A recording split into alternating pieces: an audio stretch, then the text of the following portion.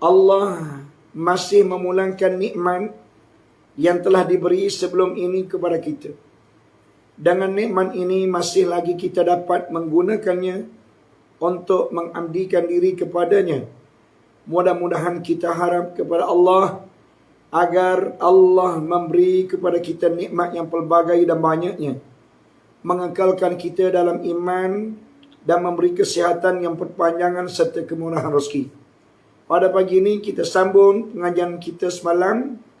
Disunatkan mendahulukan kepala jenazah ketika membawa jenazah itu ke tanah perkuburan. Sunat saja. Apabila sampai ke tanah perkuburan, maka kepala mayat hendaklah dimasukkan terlebih dahulu. Ini cerita kalau sekiranya mayat itu diusung. Jadi kalau mayat diusung, memang bolehlah, mudahlah kita nak letak begitu kan. Tetapi kalaulah mayat itu dibawa dengan kenderaan, mungkin memerlukan kepada undur ke belakang, pergi ke depan, ke kiri, ke kanan. Jadi tengok keadaan lah. Jadi walau bagaimanapun dia kata seboleh-bolehnya apabila masuk saja melangkah kaki ke tanah perkuburan, maka sunatlah kepala mayat berada di hadapan. Maknanya kalau situasi pada waktu itu tidak mengizinkan kepala mayat berada di hadapan, tak menjadi masalah sebab ukur dia sunat. Yang seterusnya, sunat berjalan cepat membawa jenazah ini, iaitu lebih cepat daripada berjalan kebiasaan, tetapi tidak sampai kepada peringkat berlari, kerana berlari itu hukumnya makruh. Asalkan berjalan cepat itu tidak membawa bahaya kepada mayat. Jadi kata dia hukum sunat berjalan cepat ketika mana membawa jenazah, sehingga tidak membahayakan jenazah. Kalau tidak membahayakan jenazah, kena berjalan cepat-cepat. Cuba kita tengok di Mekah, cuba kita tengok di Mekah, cuba kita tengok di Madinah. Sebaik saja selesai solat jenazah, kemudian mayat ini diusun, dibawa ke kubur Baqi'. Orang bawa dengan begitu laju, kadang-kadang kita berjalan pun tak sempat nak ikut. Rupa-rupanya hukum berjalan cepat membawa jenazah ini adalah sunnah. Kenapa? Nak mempercepatkan jenazah ini dibawa masuk ke dalam kubur. Andai kata dia merupakan ahli kebaikan, maka nikmat yang ditunggu yang akan diberikan kepada mayat ini akan diberi dengan kadar cepatnya mayat itu berada di alam barzakh. Jadi andai kata mayat itu seorang yang jahat, maka apa yang dipikul oleh kita itu adalah satu bebanan yang buruk dan mempercepatkan mayat itu menghadapi kesulitan seperti mana yang dijanjikan oleh Allah Ta'ala. Kenapa? Sebab sewaktu hidup dalam dunia tak peduli sangat dengan aturan agama. Wak main-main, wak mudah-mudah, wak remeh-temeh soal akhirat. Sekarang mudah mati dah. Bila dah mati, cepat-cepat usung. Baik orang hidup, bawa dia ke dalam kubur segera mungkin untuk dia menerima siksaan sebelum siksaan sebenarnya di akhirat. Baik, yang ke-9, mengusun jenazah adalah golongan lelaki. Golongan yang terbaik untuk membawa jenazah ataupun mengusun jenazah ini adalah orang lelaki. Tak kira sama ada jenazah itu perempuan ataupun lelaki. Kenapa?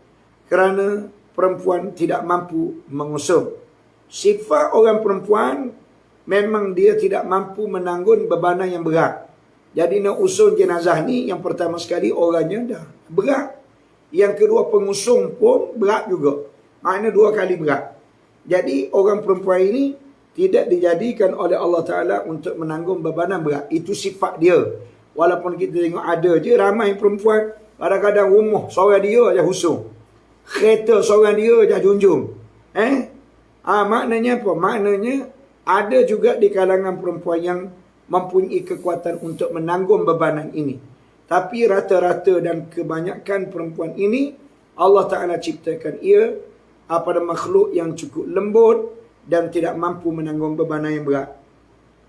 Sunat menuntut usungan jenazah perempuan dengan satu kubah yang terletak di atas usungan yang diperbuat daripada kayu ataupun yang diperbuat daripada pelepah kurma ataupun sebagainya. Apa yang dilakukan di tempat kita adalah kita menutup jenazah ini dengan kain. Tak apalah, yang paling penting ada alas untuk menutup. Orang yang pertama ditutup usungan ialah anak Nabi SAW yang bernama Fatimah. Ketika mana Fatimah meninggal dunia, maka orang yang pertama Nabi menutup jenazah dia adalah mayat dia. Kemudian selepas itu mayat isteri Nabi yang bernama Zainab binti Jahsy. Kemudian diikuti sehinggalah ke zaman kita sekarang. Hukum haram membawa jenazah dalam bentuk yang menghina.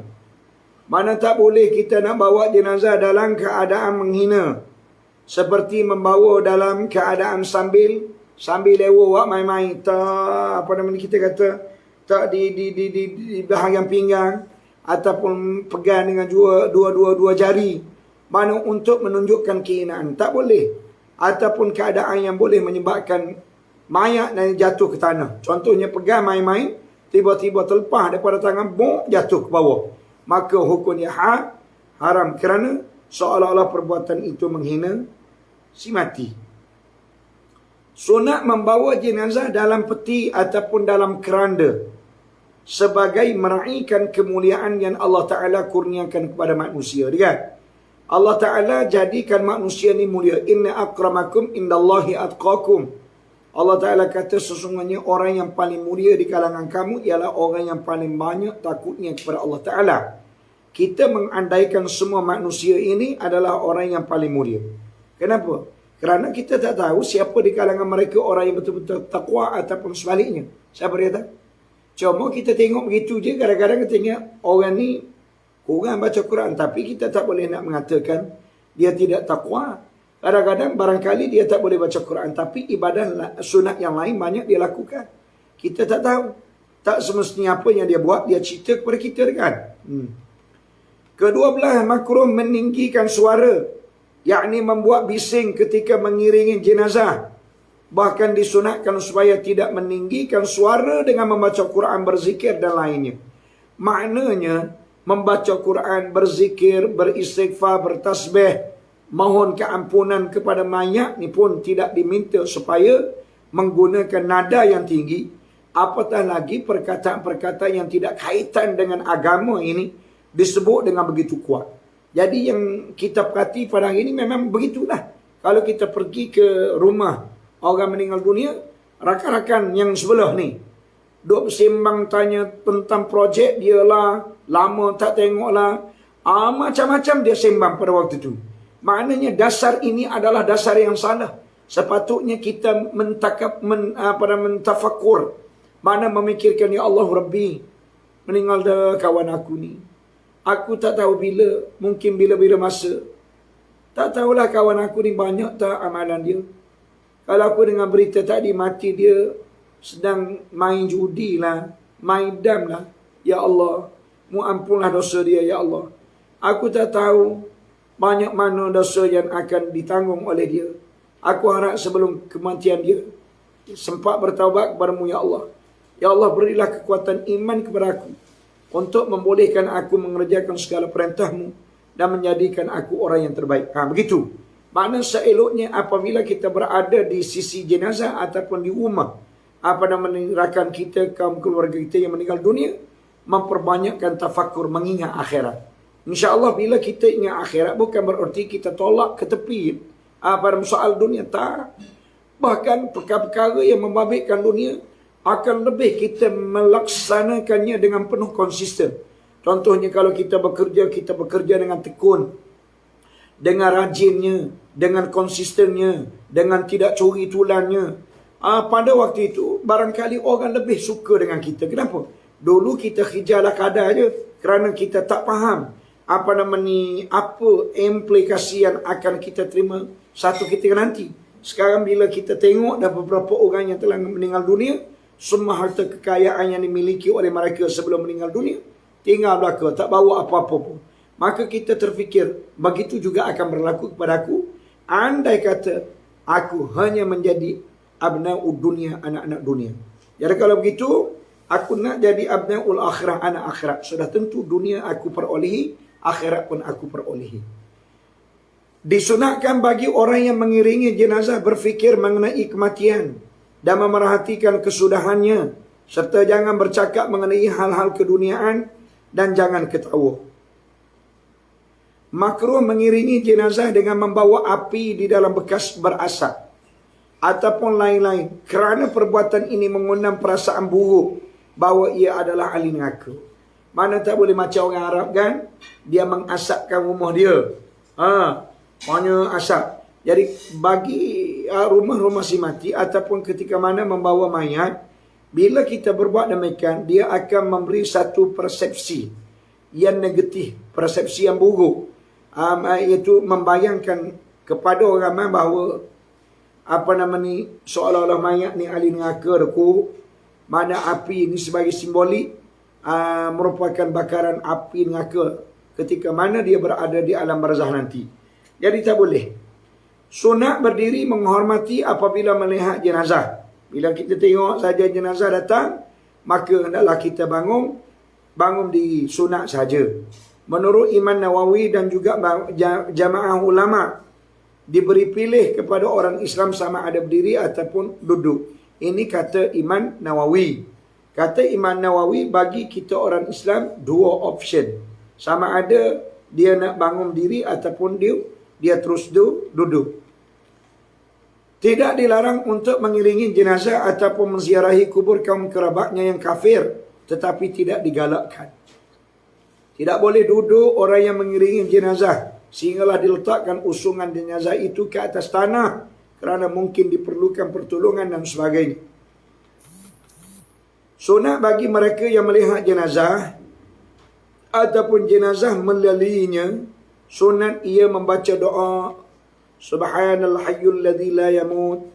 Apa doa? Subhanal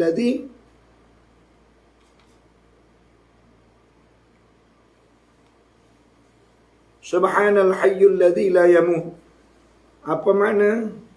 Maha suci Allah Ta'ala yang hidup. La yamut, Allah Ta'ala yang tidak menerima kematian. Jadi bila kita tengok orang mati, kita ucap doa itu. Subhanal hayyul ladzi la yamut. Maha sucimu Tuhan yang maha hidup dan kamu tidak menerima kematian. Mana yang mati-mati ini adalah kami.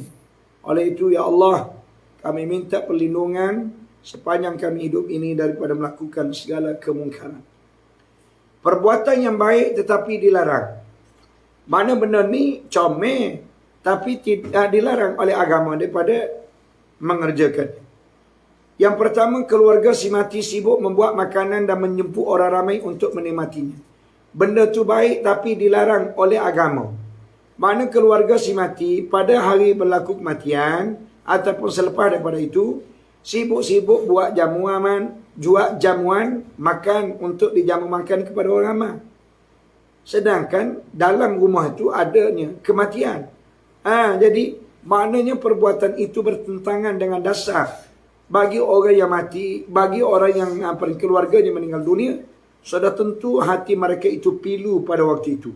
Jadi kenapa pula nak dibebankan mereka dengan mengadakan perkara-perkara demikian? Sepatutnya orang yang hiduplah pakat bawa belaka apa-apa yang sepatutnya dibawa. Yang kedua, membawa bunga-bungaan bersama dengan jenazah. Ini merupakan adat orang kafir betul. Kalau kita tengok orang kafir, dia usung jenazah di atas kereta, kemudian diletaknya bunga di hadapan kereta. Jadi kita orang Islam tidak disuruh. Walaupun benda tu nampaknya comel, tetapi adalah dilarang. Yang ketiga, meninggikan kubur dan membuat binaan di atas kubur juga dilarang. Yang keempat, makruh membina kubur sama ada bahagian dalam ataupun luar dengan setiap diproses menggunakan api seperti semen, kapur dan juga seumpama. Ini biasanya kubur orang kafir. Kubur kita orang Islam tak ada, cuma kita letak sikit simbol di atas kubur itu untuk dicam, untuk dikenali. Yang tu tak apalah sebab simbol ini mudah dibuang. Tapi jangan orang kafir ni siap seming dah bahagian dalam. Haram jika dibina menggunakan marmar dan seumpamanya kerana berlawanan dengan tegahan Rasulullah. Ini juga ada di kalangan kubu-kubu orang yang ada duit banyak. Ataupun kubu orang yang ada brand, ada nama. Sekarang ni kita tak nampak lagi dah. Kalau dulu-dulu kita masih lagi kelihatan. Jadi ingat baik-baik kepada ahli keluarga yang melakukan perbuatan demikian ini, ingat baik-baik ia mengundang fitnah yang besar kepada si mati disebabkan perbuatan awak. Tapi sebenarnya tak boleh menyalahkan awak juga, kena salahkan kepada si mati. Kenapa? Kerana sepatutnya dia menurunkan ilmu kepada ahli warisnya. Tetapi oleh kerana kecuaian dia daripada menurunkan ilmu kepada ahli waris, maka tindakan dan perbuatan yang salah itu dilakukan oleh mereka. Baik, yang kelima, meratapi si mati dengan menghitung segala sifat-sifat kebaikannya. Tak boleh. Kemudian, buat jamuan dengan harta si mati. Hukumnya haram menggunakan hartanya malaikan untuk perkara yang wajib sahaja. Seperti membayar harga pengurusan jenazah, membayar segala hutang dengan Allah Ta'ala dan hutang dengan manusia. Haram hukumnya bersedekah dengan menggunakan wang tersebut, sama ada dengan membuat jamuan ataupun lain-lainnya. Malaikat kesemua waris si mati itu bersetuju untuk berbuat demikian. Jadi sekadar itu dulu yang dapat kita pelajari pada pagi ini. InsyaAllah malam nanti kita akan sambung bab yang ke-9, iaitu menziarahi kubur. Bismillahirrahmanirrahim. Alhamdulillahirrabbilalamin. Salatu wassalamu ala rasulil mursalin wa ala alihi wa sahbihi ajma'in.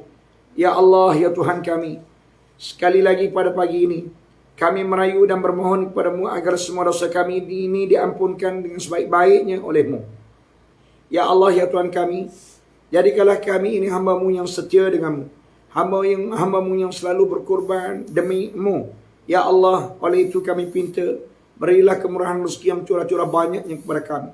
Kami pinta berilah kesihatan yang sebaik-baiknya kepada kami. Kami pinta jadilah kami hamba-Mu yang mulia. Berilah kekuatan iman dan taqwa kepada kami. Membolehkan kami mengerjakan segala perintah-Mu dan meninggalkan segala